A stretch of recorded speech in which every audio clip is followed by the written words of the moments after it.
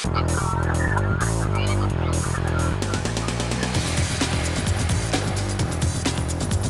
is MacVoices TV. Welcome to MacVoices TV. This is the Talk of the Mac community, and I'm Chuck Joyner. I'm happy to welcome back once again. He told us he would be back soon, and he really is, Mr. Joe Kissell. This time, he's authoring Take Control of iCloud. Wow, Joe. Good to have you back. Good to be here. I'm sure that even now you're still under a bit of pressure because we're trying to record this before the actual release of the book. And you've had to pack a whole lot of work in here and a lot of polishing into a very short period of time. Well, you know, I was working on this iCloud book in the many weeks leading up to iCloud's release. Of course, I'm part of the developer program, so I had access to the pre-release stuff. And I wrote quite a bit of the book before iCloud was actually released, most of it, based on what appeared during the beta process.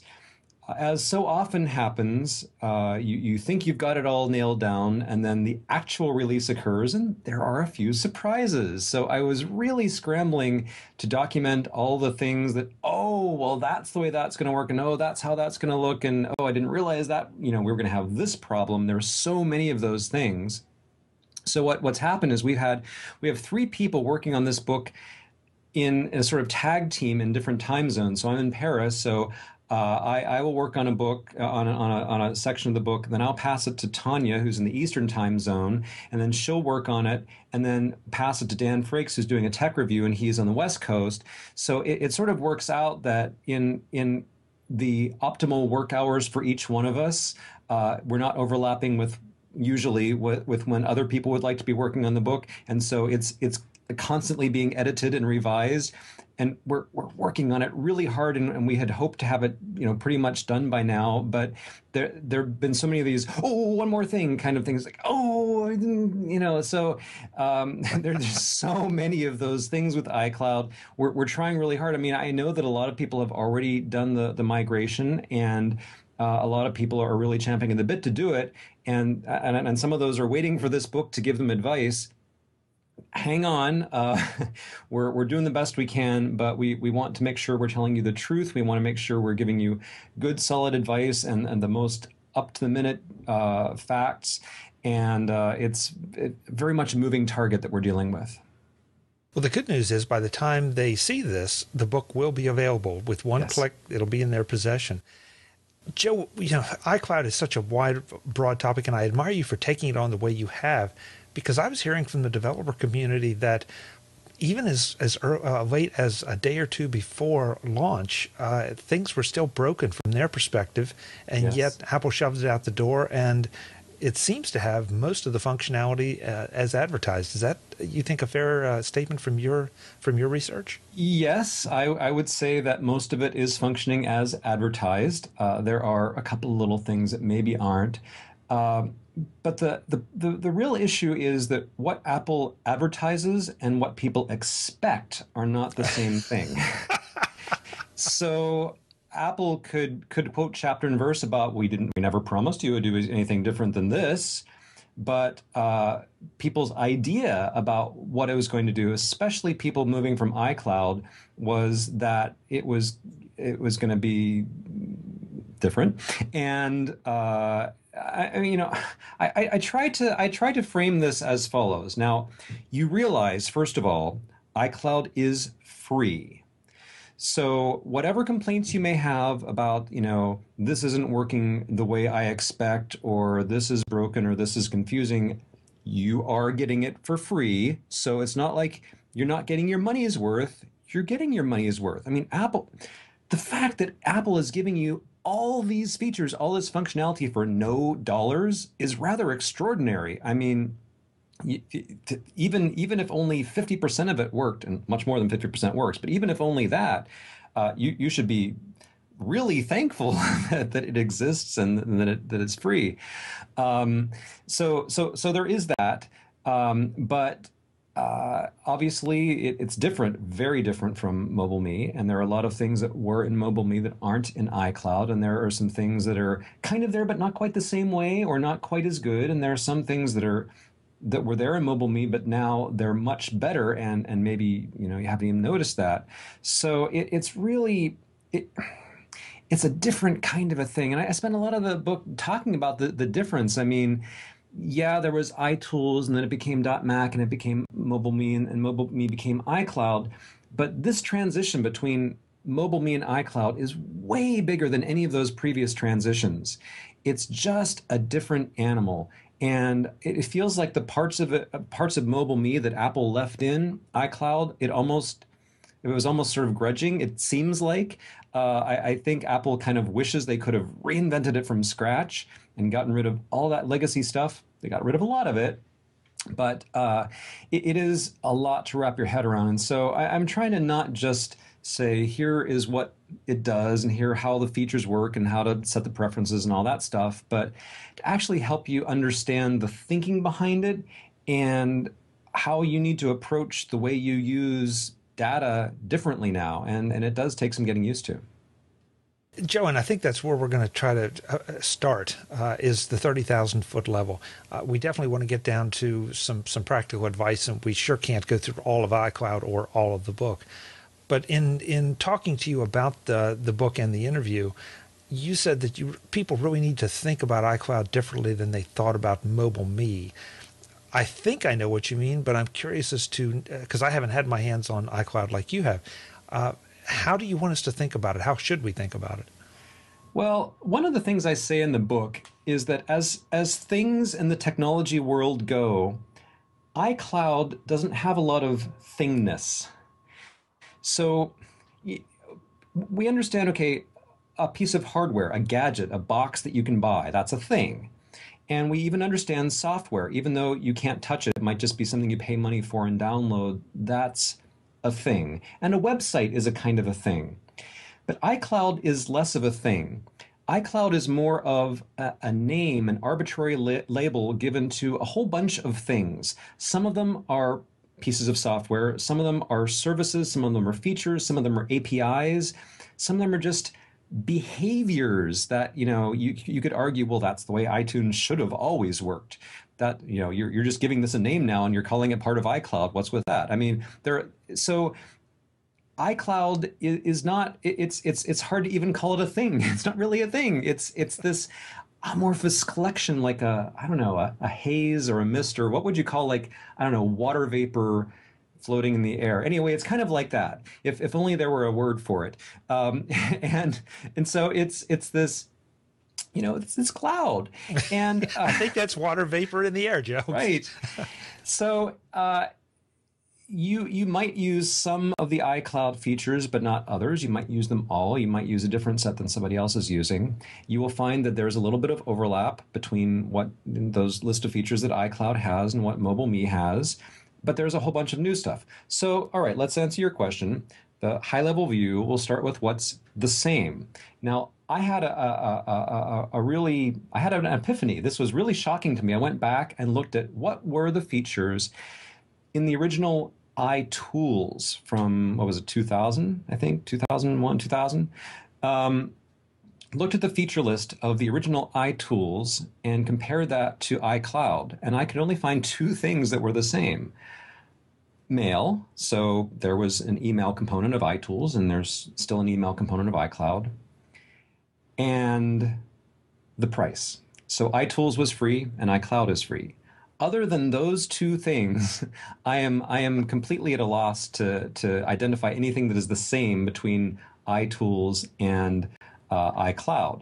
Now, things got added on during the .Mac phase and during the MobileMe phase. So what ended up being carried over from the latest iteration was not only the mail, but contacts, calendars, bookmarks. So all four of those things, it's push sync wirelessly through the cloud, all your devices. So that's those aspects are mostly the same as in MobileMe, although there are some interesting differences.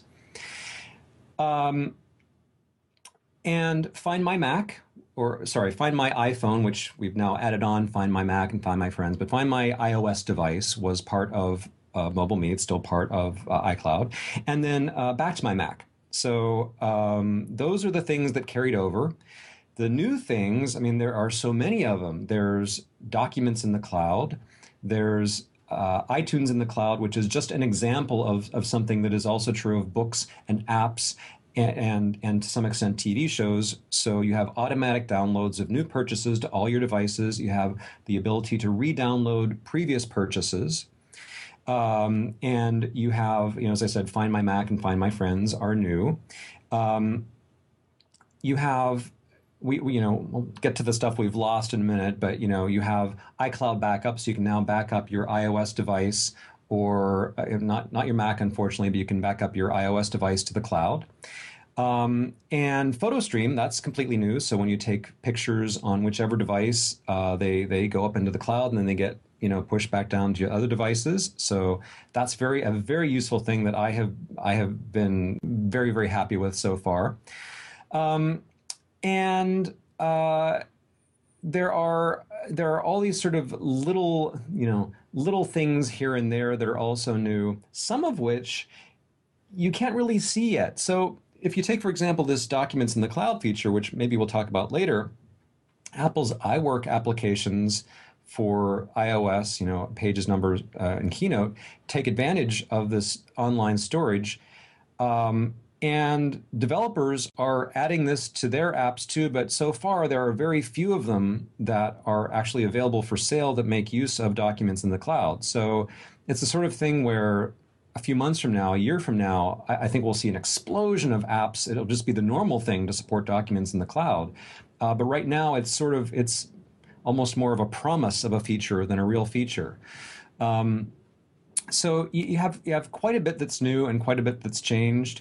And all I can really say is that if you have any Apple devices, whether it's just an iPod Touch, or whether it's an Apple TV and an iPad, or whether it's a PC and a Mac, or any combination of devices, one of which is an Apple device, there's good stuff for you in iCloud. Okay. You have me excited. I'm ready to go. Okay. What should I do if I haven't made any kind of transition activities yet? I almost hesitate to start asking about if I have and I've screwed up. But if I haven't done anything yet, and I've been waiting for the book, which if you were smart, folks, you knew Joe was working on this, and you would be. Where do I start? How do I safely start to make this transition? All right, so you're going to want to do some stretching exercises first, some warm-ups. Be sure to do a lot of these. You're going to want to set aside a block of time ahead of you, like a nice lazy Saturday afternoon would be great. Drink of your choice. If you're a tea person, maybe a nice hot cup of tea. If you've had some problems, like many people have, maybe a nice whiskey. But you're going to need some sort of beverage, I think, to get you through this.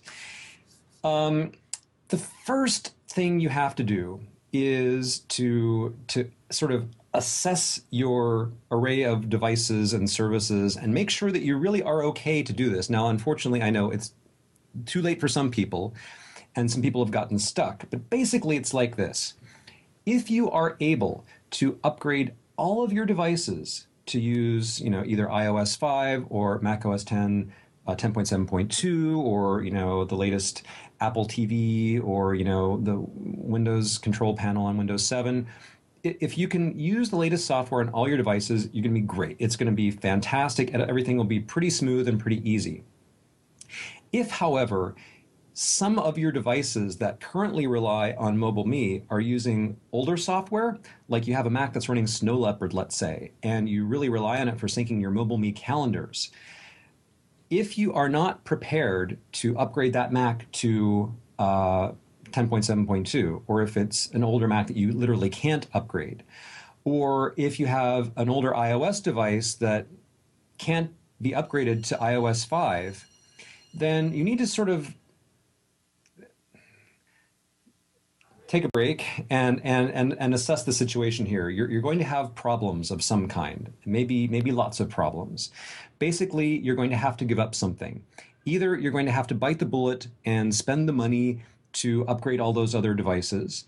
Or you're going to have to give up syncing of some kinds of data on some of your devices. There really are no other choices. There is no way currently to synchronize data like calendars between MobileMe and iCloud. Now, of course, MobileMe will be going away altogether next summer, so at a certain point, you're not going to have a choice. But during the interim, you do have a choice. You can stay with MobileMe if you want, but there's going to be this problem of MobileMe and iCloud just don't talk to each other pretty much. So there are some workarounds, like if you have an older Mac, you can get at your calendars and contacts and mail in a web browser. It's not as great as using, iCal and Mail and so forth, but you can do it. But the first step is really, make sure you really are good with this, because, we had a situation here where I was using the iCloud beta, and so I'd upgraded my data, my calendars, my devices, but my wife was still on Snow Leopard and still using MobileMe. All of a sudden, our calendar sharing within the family broke, and that was really frustrating for us because, we sort of had a hacky kind of workaround that involved using BusySync or BusyCal as an intermediary, but it wasn't great and it wasn't perfect because iCloud just wasn't meant to work that way. So once you've decided, yes, you and your peeps are good to go with all the, the new versions of stuff, then you got to do all the downloads. I mean, the 10.7.2, the new version of iPhoto, the new version of iTunes, new version of Safari, the iOS 5, if you're on Windows, the Windows Control Panel, also new version of iTunes for Windows and Safari for Windows. Of course, if you have an iOS device and you have iWork, new versions of Keynote, Pages, and Numbers, and I don't know, probably half a dozen other things that I'm forgetting. There's just like this whole mess of software updates that you have to download, which is going to take kind of forever, and then install. Only after all your devices have been upgraded to this latest software, Apple TV too, right?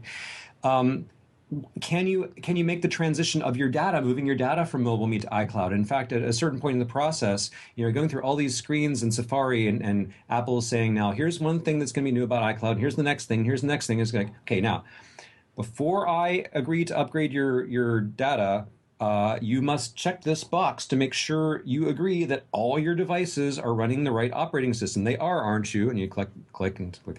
Are you sure they're really running the right operating? You have to really, they really emphasize this. And then once all that software has been installed, actually turning on iCloud is almost, it's almost trivial. It's almost a non-event. I mean, you turn on on your Mac, you turn on a few switches in the iCloud preference pane, similar in Windows. In your iOS device, you got to go to a couple different places in settings to turn on all the different switches. But that's pretty much it. You're just pretty much turning on switches and maybe entering your Apple ID and password in a few places. But that's kind of it. Except that there was another little piece that I kind of glossed over in the whole preparation process, and that is the Apple ID. Yeah, I was going to ask you about that. So you need this thing called an Apple ID to use iCloud. An Apple ID is a username and a password. It's easy. So they're free. It's easy to set up an Apple ID. Most Mac users, in fact, anyone who has ever interacted with Apple in any way, buying something from iTunes or making a reservation at an Apple store or being part of the Mac developer program, like anything, you probably have an Apple ID. You might have 2 or 3 of them. If you were a member of MobileMe, you have an Apple ID. That, your MobileMe username and password, same thing as an Apple ID, no problem.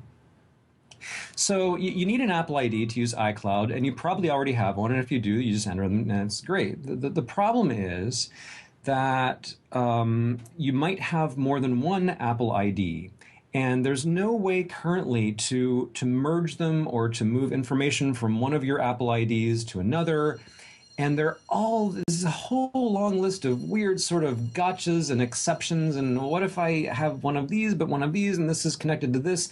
It's just this massive tangle of options that, unfortunately, Apple has done a very poor job of providing management tools for. There is a site, appleid.apple.com, where you can add email addresses to your Apple ID, change an email address, do different change your password, different management kind of things.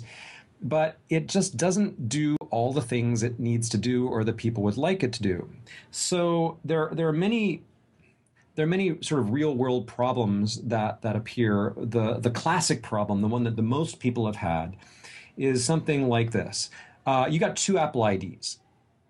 One is the Apple ID you have used for purchases. This is the one you've used to download TV shows and music and apps and stuff.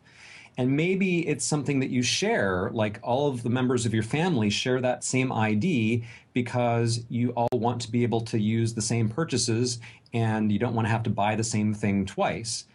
But then you have each family member has a separate Apple ID for their own personal information. You don't want to share email accounts or contacts or whatever. You want to have individual stuff too.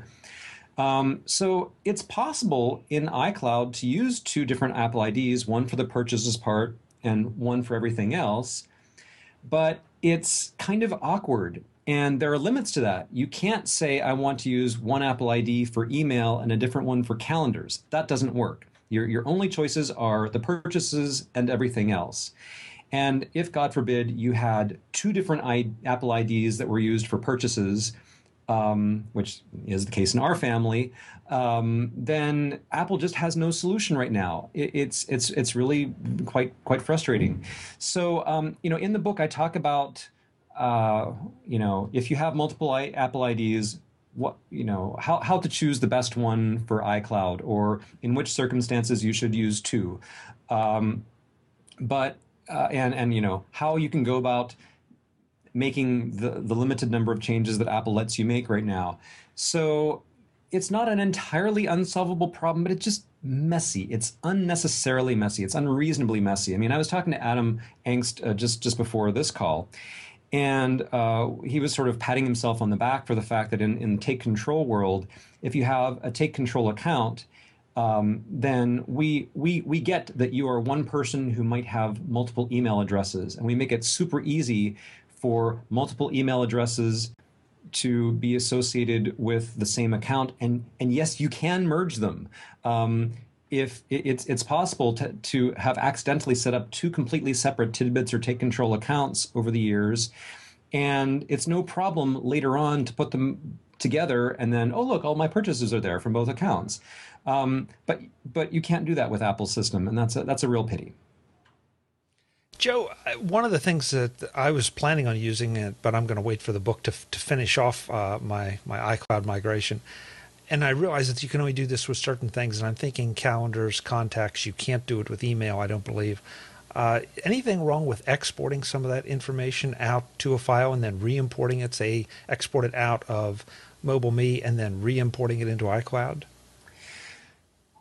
Or is that simplistic? You can. No, I mean, I do recommend, surprise, that you back up your data before you, do this whole thing. Yeah. And even for people who don't have like a real backup strategy, I say, okay, here's how you back up your iCal stuff as just export your iCal calendars and just your contacts and whatever. So it is possible to do that. And it's possible that by exporting, deleting, starting over from scratch and then re-importing, that you might avoid certain errors. Actually, that's not the situation where I have seen or heard about problems. For me and for most of the people that I've read about, the actual transfer of data like contacts and calendars from MobileMe to iCloud was pretty smooth. But what happens is if you try to work around these problems with, iCloud and MobileMe not talking to each other. So this guy wrote to me and he said, he had the situation where he had a Mac that was running Snow Leopard, couldn't use iCloud. And so what he did was he had his iPhone syncing to the cloud for, like, let's say calendars. And then in order to get those same calendars on his Mac, he connected it up with, USB cable and synced through iTunes, which was sort of, I mean, I'm leaving out a few details here, but I'm just sort of saying the way in which he did this produced all of these sync loops. So the calendar events kept, every time he'd sync, they would duplicate themselves. And so he was just getting hundreds and hundreds of endlessly duplicating calendar entries, because basically this poor iPhone is trying to sync two different ways. It's trying to sync to the cloud, but it's also trying to sync to a Mac, and the Mac and the cloud have slightly different versions of the data. So don't try to be too clever. Basically, you might luck out, but you probably can't game the system like that. So those are the sorts of things that are causing problems. Not so much that the move itself is a problem, but that the workarounds you might devise to fix problems that come up during the move can be a problem. Joe, you said that your wife was on Snow Leopard, you're running Tiger, and you converted to iCloud, and that your calendar syncing broke. Is that the worst thing that can happen in that situation? I guess my worst case scenario would be that it completely erases my calendar or my contacts, and I haven't backed up, which of course is just not possible given all the talks we've had about that. But that's the concern. I have not heard of any cases of catastrophic data loss. That does not mean they haven't occurred. It does not mean they couldn't occur. They certainly could occur. I mean, Apple has designed the system pretty well, and I think there are a lot of safeguards in place, but I would not be so foolhardy as to say that it's bulletproof. I mean, that just can't be true in principle. So you know the old saying, you can make it foolproof, but you can't make it damn foolproof. Like, yeah. You do the best you can. Apple does the best they can, and I do the best I can to hammer the backup religion. And I could never guarantee you that that nothing will go wrong. I hope that nothing goes wrong. And if you have a relatively standard setup, a standard situation, probably nothing will go wrong. And if something does go wrong and you have even halfway decent backups, then it's only going to be a minor inconvenience to restore your data. I'm not aware of any like systemic bugs or problems that are like, wiping out massive amounts of data. There have been some times where a particular service is offline for a few hours because right at the beginning, Apple's servers were just hammered with millions and millions of people doing downloads and syncs and stuff. But it's one thing for like your online calendars not to be able to update themselves for a couple of hours. It's another thing to say that all of my appointments just vanished, and I haven't seen that. Again, I'm not saying it couldn't happen. Of course it could happen. That's why we have backups. So Joe, once I make the transition to iCloud, what happens to MobileMe? And it may depend on a lot of the things you just talked about, but what exactly disappears from MobileMe? Do I no longer have access to MobileMe Mail, MobileMe websites, MobileMe photo galleries, and all that? Right. Okay. So there are two groups of features. So maybe there are three groups of features. All right. So contacts, calendars, bookmarks. These are all very little atomic pieces of data that are currently in MobileMe synced up to the cloud and down to all your devices pretty seamlessly. That continues, and once you make the transition from MobileMe to iCloud, those chunks of data will only be available through iCloud, not through MobileMe. In fact, if you try to open your MobileMe preference pane on your computer, it'll say, "No, this is an iCloud feature now. Go there instead." And you won't be able to access that stuff on the MobileMe website either. Now, email is transitioned. It's a bit of a special case because, after all, iCloud email, like MobileMe email, is just IMAP. So as long as you know the right address, and the server addresses could change, but as long as you know the right address, you could set up an older version of mail on an older operating system to check your email. The email is all moved to the new place, so you shouldn't lose any email. And you can still even get at it from the old site, and you can also get at it from the web. The stuff that is going away entirely next June is anything on your iDisk. So if you used iWeb to publish a website to MobileMe, that's stored on your iDisk, that goes away. If you used iPhoto or Aperture to put a photo gallery on the web, that's also stored on your iDisk, that goes away. Wait. When you say goes away, are you talking about in June, or are you talking about in June? When I in hit, June. Okay, no, when I hit the I'm iCloud button, it doesn't disappear. Right. So I want to be clear that we're in the third category now. The third category is stuff that sticks around even after you've made the transition to iCloud until June 30th, 2012. So that stuff is, and sorry for any confusion there. So that stuff is anything on your iDisk, which includes, just files that you put up there, files you're sharing with yourself or with other people, backups. It includes, your photo galleries. It includes websites. The backup application, the backup application was never great, but it'll still work if you have it, but it will presumably not be available for download anymore, and obviously it won't back up to your iDisk. And then all of the Mac to Mac syncing. So if you have keychains, mail accounts, dock items, dashboard items, preferences, all those sorts of things, right now in MobileMe, you can have them sync amongst all your Macs. The data syncs up to cloud and down to your other Macs. That goes away immediately. So I put that in the wrong pile. Sorry. It's okay. A lot of piles here. So there are a lot of piles. So put that back with the stuff that goes away. So let's review, because I'm afraid I might have misled somebody. Contacts, calendars, bookmarks, they'll transition. You shouldn't lose any data. Mail, same thing, except you can probably get at it through your old system because it's just IMAP. Anything on your iDisk will stay on your iDisk until Apple shuts down the MobileMe servers in June 2012. You can still get at that stuff, even though you've transitioned to iCloud, but you really should be looking for a new home for it, because once we get to June of 2012, it's gone forever for good. It will not transition in any form. And then you have the Mac-to-Mac syncing, which your data will still be there, but the ability to sync between your Macs goes away instantly when you migrate to iCloud.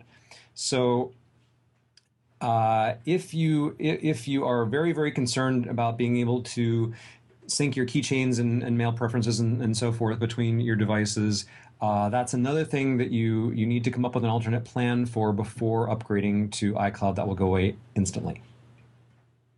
Joe, one other question I've gotten a lot, and I really have no idea. My .mac address, email address, my MobileMe email address, my at me.com. How are they being handled? Are we suddenly going to be now at iCloud? Are they all going to stay? And do I have access? Do I have to change anything if I'm not accessing my mail through iCloud? Right. So this is where you take another sip of your favorite beverage. I left my coffee in the other room. Yeah. Coffee with me. All right. So here's the story. If you have a MobileMe something at me.com address, that's great. That address will continue working in iCloud. You can still use it for sending and receiving mail. It's no problem.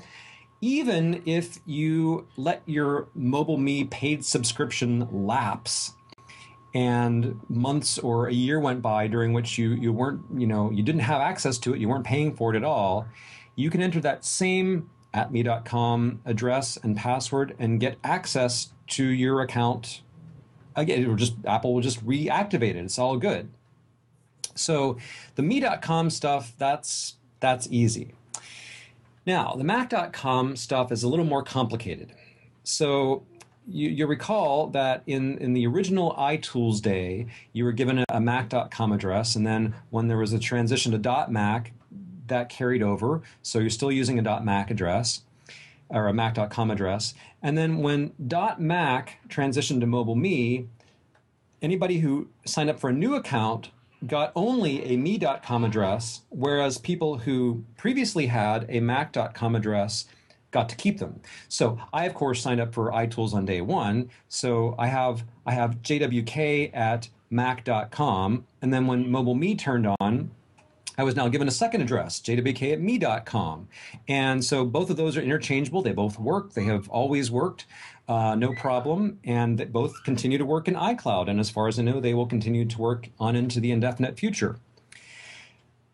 However, if you had a mac.com address and back in the .mac days, you stopped paying for your .mac subscription, or if you carried it over into MobileMe and then at a certain point you stopped paying for your MobileMe subscription, when you go back in and try to reactivate that account, you can reactivate the so-and-so at me.com address, but you cannot get back the so-and-so at mac.com address. So the mac.com addresses are grandfathered in only for people who have, who paid for them persistently throughout the time that Apple was charging for them.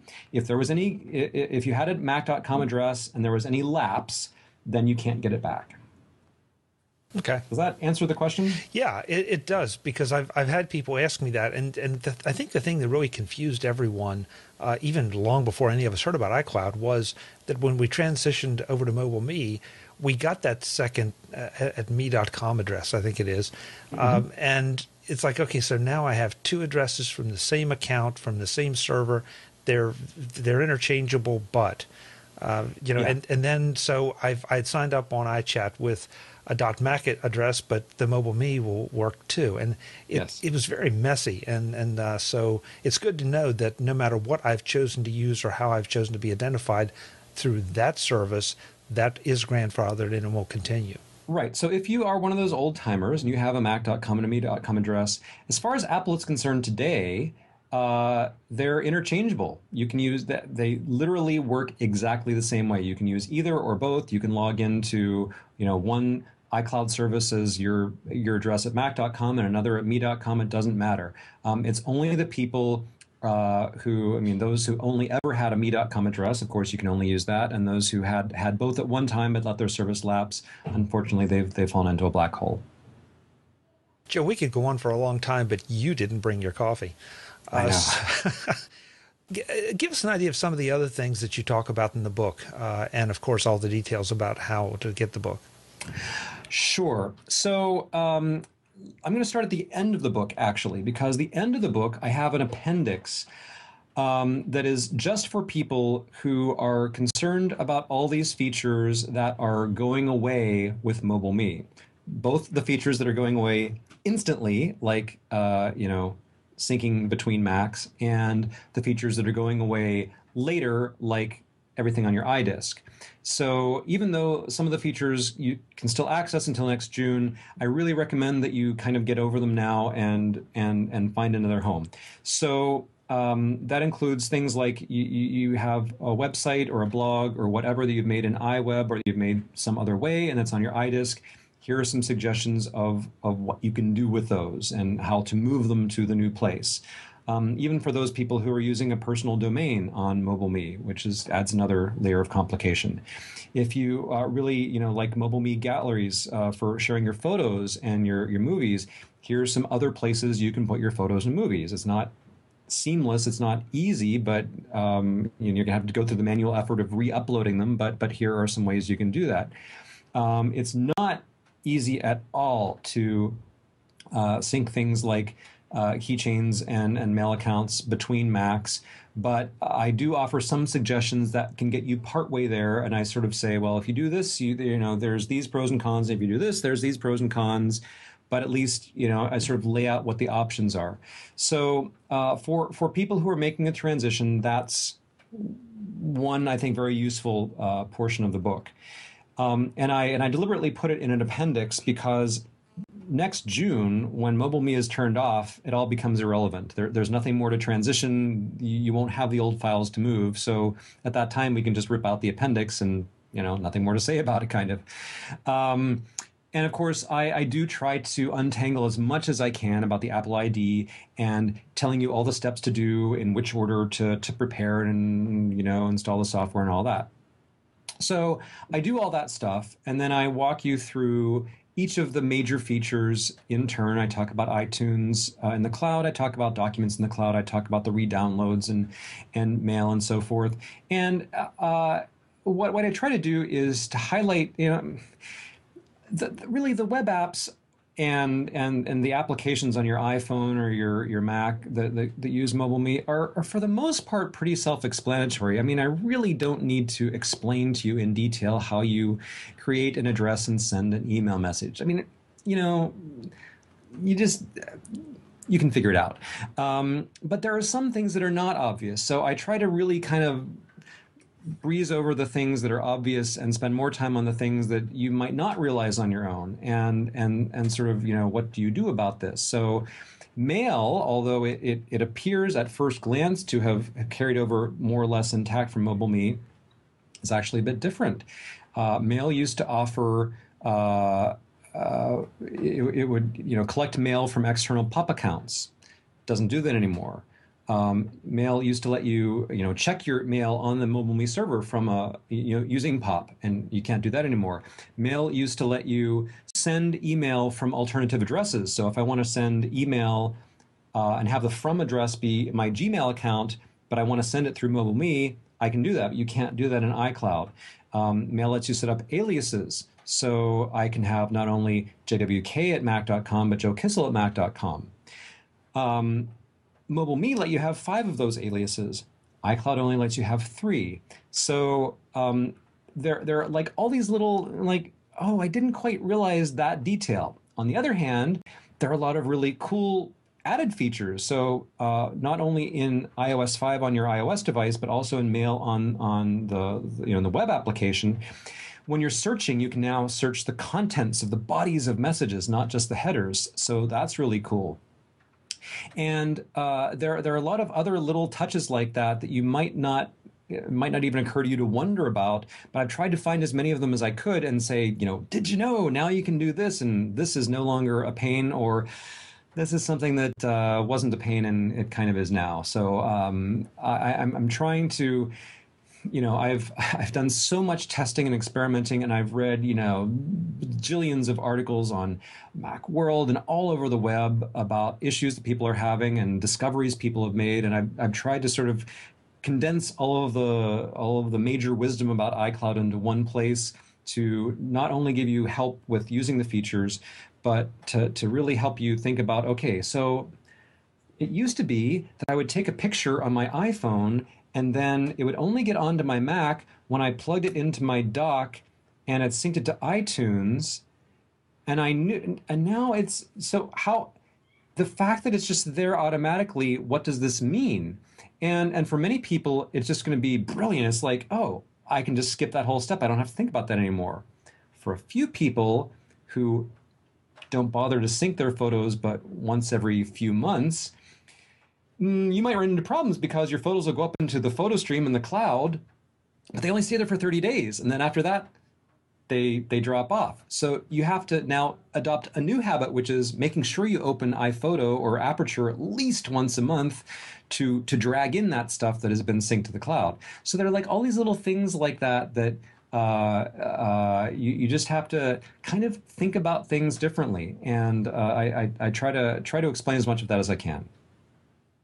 It's, as always, it sounds like a very worthwhile book to get, whether it's just for the transition or to get the most out of iCloud. And I wouldn't be a bit surprised if you don't get it at takecontrolbooks.com. You do indeed. And how much? It's a $15 book, okay, and worth every penny. Absolutely, absolutely. And I have to remind you, as I said earlier, you're not paying for MobileMe anymore. You have $99 extra a year. And we say it's a $15 book. If you want to pay $99 for it, that's okay. I'll take your money. Buy extra copies. Yeah, why not? And of course, we always try to point out the Take Control books do get updated. So you're not just buying this edition; you're buying at least 1 or 2 more editions as things go forward. And Joe keeps. Joe, you still keep a running blog or anything on the Take Control site as changes happen? Each book has its own little blog area. So on the cover, there's a check for updates button. You click that, it takes you to the website. You can click on the blog tab, and so if there's any late breaking news, or we just discovered this error or this problem or new information that we haven't had time to put into an update yet, that's where you can read it. Got it. Hey, it's always fun. I'm really looking forward to spending some quality time with this to make sure I get the most out of the free service that Apple's giving me. One thing we didn't mention is that you can buy more space. Do you advocate that? Yes. Well, interesting. So yes, you can buy more space. This was one of the little surprises I had. So you get 5 gigabytes of storage space for free, and Apple makes a big deal about the fact that even a lot of things that you might store in iCloud don't even count toward that 5 gigabyte limit. So that must be plenty for everyone. But if you have like all the default settings, and you have a couple of iOS devices, like I have an iPad and an iPhone, and you back them up to iCloud, 2 iOS devices could easily put you over that 5 gigabyte limit. So that a very nice thing that Apple does is, if you are a MobileMe user already and you got your 20 gigabyte storage from MobileMe, Apple's going to give you a free upgrade, a free 20 gigabyte upgrade, which would normally be $40 or something a year, for 1 year. To sort of ease that transition. And if you paid for even more MobileMe storage, then you get more free storage in iCloud for a year. Now, after a year, you'll have to pay for it. And if you weren't a MobileMe member, you'll have to pay for it. But I recommend just watching your usage. See how much space in the cloud, and there are lots, I explain exactly how to check this out, but see how much space your data is storing. And when you start getting close, you can pay the extra money for a bit more, or you can say, no, I'm going to choose to not store certain items in the cloud. Great. That's one final piece of advice from Joe Kissell. He is the author of Take Control of iCloud from the Take Control ebook series. As always, we'll have links in the show notes to everything Joe does, to find where you can find him, where you can see all that he does, as well as to the book. Joe, I know it won't be long until the next time, but thanks so much. Sure. This was really informative, and I think it, at the very least, it's going to help people get started, and if they want to complete the process properly, get the book. Always a pleasure. I'm Chuck Joyner. Taking Control of iCloud is the talk of the Mac community on MacVoices TV. Thanks for watching.